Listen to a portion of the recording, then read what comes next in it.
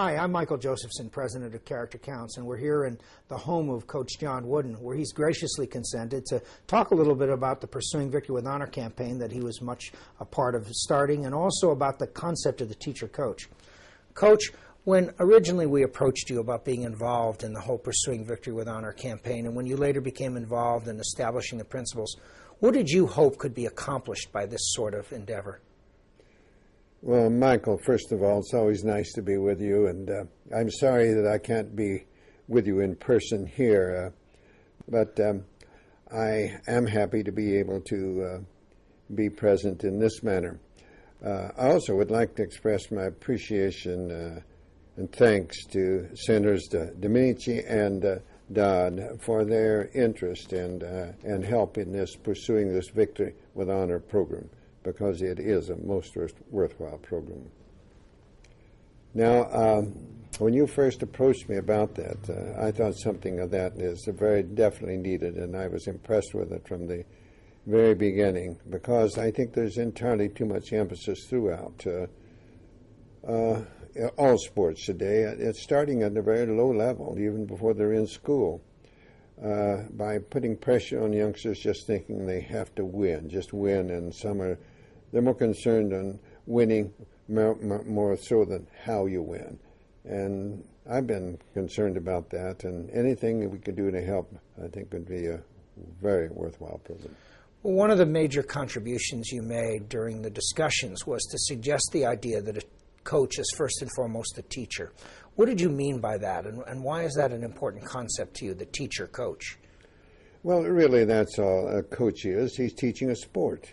I taught for many years prior to coming to UCLA. I always taught English, and I followed the 4 laws of learning in English, and I followed the 4 laws of learning in sports, whatever sport I was teaching.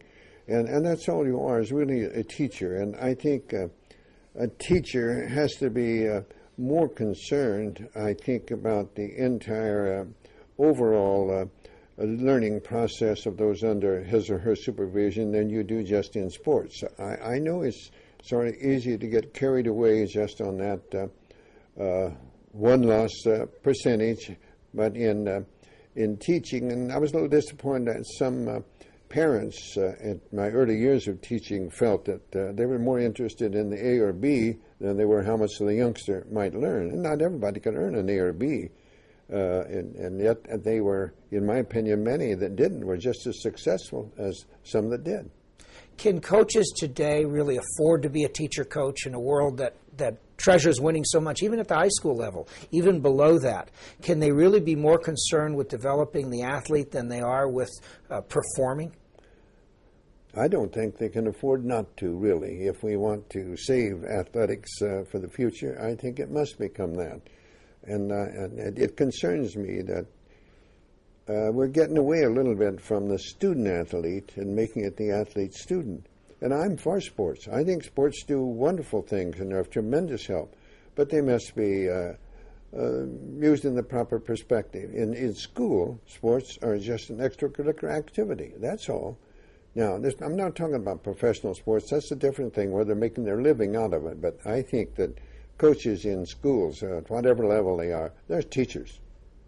Now, of course, people can say that's not that hard for you to say. You won 10 NCAA championships. You were a winner all your life, so you were able to integrate the two. In what way did your attitude about being a teacher affect the way you went about preparing your athletes?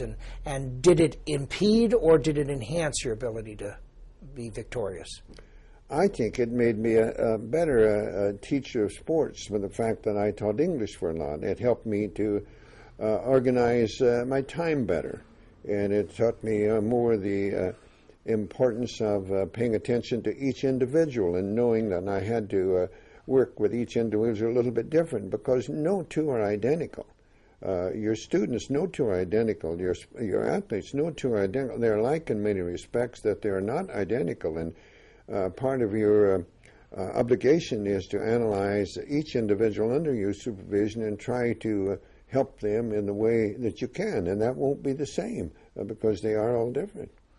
Well, I remember vividly when we were preparing this Pursuing Victory with Honor document that you were being interviewed by Bob Costas, and he asked you about retiring your last game, and you said you remember vividly the last game you ever taught. How does that play in? What does it mean to teach a game? Amos Alonzo Stagg, many years ago, but one time the University of Chicago was a power in football, and Coach Stagg was there, and after one very successful season from the won and lost point of view, and that's what most people consider a successful season is concerned, a reporter said, well, is this your most successful season, Coach? And he said, I won't know for 25 or 30 years. And I think that's the way it should be. I think that you have to be concerned at what's going to happen to them later. How you can help them in other ways, just in the execution of the fundamentals of the sport. Of course, that's your job, and you can do it. But it can be done in a way that's also helping them develop in other ways that are going to be meaningful forever. I've said that, in my opinion, that sports are kind of like passion, and that's kind of sort of temporary in many cases. But academics, that's like true love, and that's enduring. We're in your home, and it is full with literally hundreds and hundreds of mementos of all of your various pieces of your career, including a lot of victories and pictures of victories. Which are the mementos that you treasure the most, and why? Well, of any of the awards that I've received, the Big Ten medal, the academic medal, given to an athlete with outstanding, graduating athlete with outstanding grade, that means more to me than any other award that I've received, because any other came because with the help of so many others. Now, your academics, I think you earn that pretty much.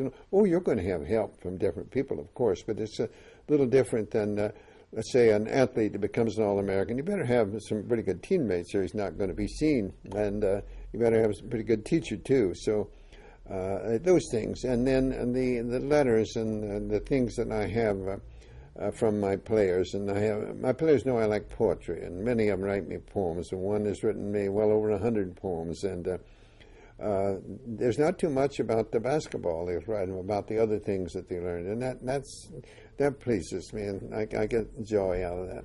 Just as a last thing, one of the things we want to do is develop awards for coaches or teacher coaches. Is there anything you can say to volunteer coaches, coaches of youth, or coaches in high school that could encourage them to look at how much bigger their impact could be if they coached in the way that you're talking about? Well, remember, these under your supervision, they're the future. They're the future, and the better you can get them to accept the things that are going to be more important than just their knowledge of the sports, the more you're helping. And you can do both. I truly believe you can be both. And so much can be done by how you lead.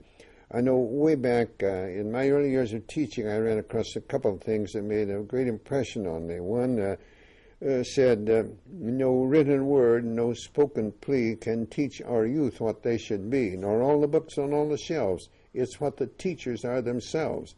And it is what you are. You're setting an example. And these youngsters under your supervision, it's true in sports, they're in the public eye.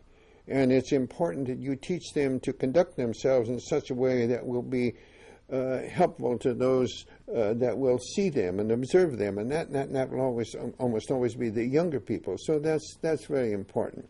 And like a coach is like the teacher who once was asked why she taught, and you've probably heard this, Michael. She said, they ask me why I teach, and I reply, where could I find such splendid company?